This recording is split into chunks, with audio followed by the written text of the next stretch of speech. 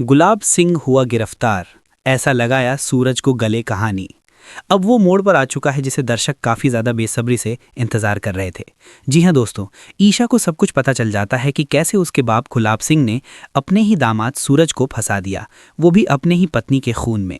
क्योंकि दोस्तों ईशा जो है उसे एहसास हो जाता है कि उसका पति सूरज कभी भी उसकी माँ की जान नहीं ले सकता, ये जानते हुए मैं भी कि मैं अपनी माँ से कितना प्यार करती हूँ। जिसके बाद दोस्तों जैसे ही डॉक्टर ईशा जी से कहते हैं कि अब आप अपनी माँ को 1 से 2 दिन के अंदर घर लेकर के जा सकते हैं, ये बिल्कुल ठीक हो जाएंगी। और दोस्तों ये बात जैसे ही गुलाब सिंह सुनता है तो गुलाब सिंह के पसीने छूटने लगते हैं।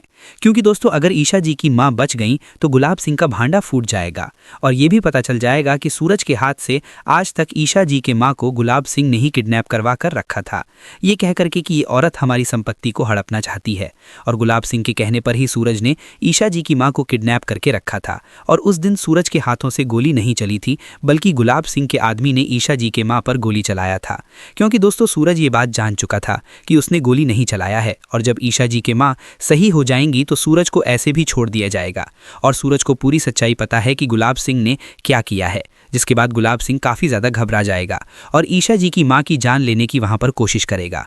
और दोस्तों तकिया से जांच करके ईशा जी की मां की जान लेने की कोशिश करता है गुलाब सिंह। तभी वहां पर सूरज पहुंच जाता है, क्योंकि दोस्तों ईशा जी को सच्चाई बताने के लिए सूरज काफ़ी ज़्यादा उतावला होता है। सूरज सोचता है कि अगर मुझे देर हो जाएगी तो ईशा जी मुझसे हमेशा के लिए दूर हो जाएंगी। ये सोच करके सूरज जो है वो जेल से भाग आता है और डायरेक्ट अस्पताल में जाता है, क्योंकि सूरज को लगता है कि शायद ईशा की अस्पताल में ही होगी। लेकिन दोस्तों जैसे ही वो अस्पताल के कमरे के अंदर जाता है तो गुलाब सिंह की हरकत को देखकर वो काफ़ी ज़्यादा घबरा जाता है। दोस्तों गुलाब सिंह को वहां पर सूरज जो है वो रोक देता है ईशा जी की मां की जान लेने से, और सूरज को पकड़ने के लिए पीछे वहां पर पुलिस भी आ रही होती है।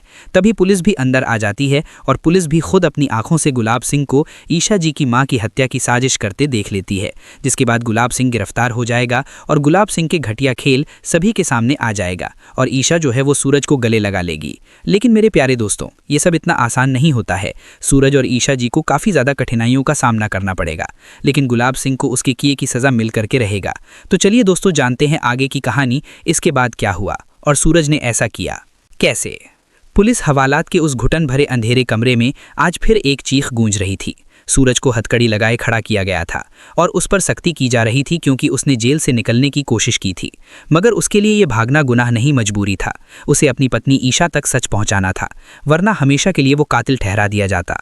हर चोट के साथ वो सिर्फ एक ही बात दोहरा रहा था, मैंने कावेरी माँ पर गोली नहीं चलाई, मेरी बंदूक में गोली थी ही नहीं। लेकिन वर्दी के पीछे खड़े लोगों के लिए वो सिर्फ एक आरोपी था। उसी वक्त थाने के बाहर गाड़ी रुकती है, ईशा अंदर आती है, साथ में खुशबू भाभी भी होती है। जैसे ही सूरज की नज़र ईशा पर पड़ती है उसकी सूनी आंखों में उम्मीद की हल्की सी रोशनी चमक उठती है। वो सलाखों के पास आकर कहता है, ईशा जी बस एक बार मेरी बात सुन लीजिए। मगर इस बार ईशा का चेहरा बिल्कुल सख्त था।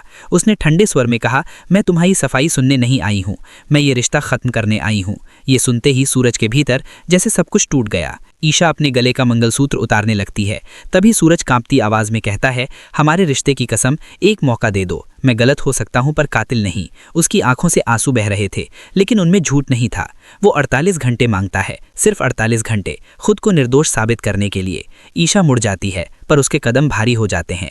आखिरकार वो कहती है, ठीक है 48 घंटे, अगर सच साबित नहीं हुआ तो सब खत्म। सूरज सिर झुका देता है जैसे उसे जिंदगी की आखिरी डोर मिल गई हो।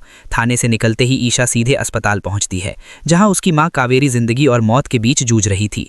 मंदिर के सामने खड़ी होकर वो प्रार्थना करती है कि उसकी मां को होश आ जाए, क्योंकि अब वही सच बता सकती हैं। वो एक फूल लाकर कावेरी के पास रखती है और तभी कावेरी की उंगलियां हल्की सी हिलती हैं। डॉक्टर आते हैं और बताते हैं कि अब हालत सुधर रही है। ईशा की आंखों में उम्मीद के आंसू आ जाते हैं। लेकिन उसी क्षण अस्पताल के दरवाजे से अंदर आता है गुलाब सिंह। जैसे ही कावेरी की नज़र उस पर पड़ती है उनके चेहरे पर डर साफ दिखाई देता है। वो कुछ कहने की कोशिश करती है, गोली इसने, मगर शब्द पूरे नहीं हो पाते। गुलाब सिंह समझ जाता है कि अगर कावेरी ने सच बोल दिया तो उसका खेल खत्म हो जाएगा। वो मौका देखकर ऑक्सीजन पाइप हटाने की कोशिश करता है, लेकिन डॉक्टर समय पर पहुंच जाते हैं और कावेरी की जान बच जाती है। उधर सूरज हार नहीं मानता। वो भेस बदलकर घटनास्थल पर पहुंचता है, हर निशान, हर सबूत को ध्यान से देखता है। काफी कोशिशों के बाद उसे पता चलता है कि जो गोली चली थी वो उसकी बंदूक से नहीं बल्कि गुलाब सिंह की बंदूक से निकली थी। उसके चेहरे पर राहत की झलक आती है, मगर तभी पीछे से आवाज आती है, बहुत खोजबीन कर ली। वो पलटता है तो देखता है कि गुलाब सिंह हथियार ताने खड़ा है। अब सूरज सिर्फ आरोपी नहीं बल्कि उसके राज का गवाह बन चुका था। अस्पताल के कमरे में कावेरी आखिरकार पूरी तरह होश में आ जाती है। वो ईशा का हाथ कसकर पकड़ लेती है और रोते हुए सारा सच बता देती है। तेरा पति बेगुनाह है, गोली तेरे पिता ने चलाई थी। ये सुनकर ईशा के पैरों तले जमीन खिसक जाती है। जिस इंसान को वो अपना भगवान समझती थी वही उसकी खुशियों का सबसे बड़ा दुश्मन निकला। उसे याद आता है कि कैसे उसने सूरज पर भरोसा करने के बजाय उसे ठुकरा दिया। अब पछतावा उसके दिल को चीर रहा था, लेकिन अब समय रोने का नहीं, सच के साथ खड़े होने का था। ईशा फैसला करती है कि वो सूरज का साथ देगी और गुलाब सिंह के हर गुनाह को बेनकाब करेगी। दूसरी तरफ गुलाब सिंह भी समझ चुका है कि उसका राज ज्यादा दिन छिप नहीं सकता। वो नई चाल चलने की तैयारी में है ताकि सच बाहर आने से पहले ही सबूत मिटा दे। कहानी अब ऐसे मोड़ पर खड़ी है जहां हर रिश्ता, हर भरोसा परीक्षा में है।